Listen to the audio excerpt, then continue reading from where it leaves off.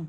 كلشي كيقولوا عليهم الله يعمرها دار، ناس داخلين سوق ريوسهم عايشين مزيان لاباس عليهم، عندهم واحد بتي فيلا.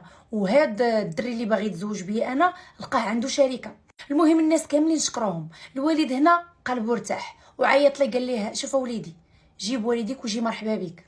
وفعلا جا هو والديه وجاو هضروا فيا، تفاهمنا على كل شيء وغادي نسكن معاهم في الفيلا ديالهم.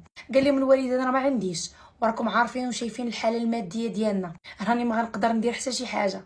هنا العريس قال لي عمي كون هاني انا اللي غنقوم بكل شيء.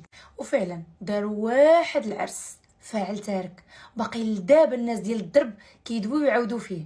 ما نكذبش عليكم خرجت فرحانه من داك الدرب، كلشي بقى كيهتهت وكيقولوا بنت فلان هي اللي عندها الزهر. صبرت حتى صبرت، الحمد لله ربي كفى ليها. منين سالا العرس وتفرت كتجقله مشيت معاه للدار باش نروح. ايوا انا دخلت لبيتي كنتسنى في الراجل يجي عندي، حتى دخل وسد الباب وجلس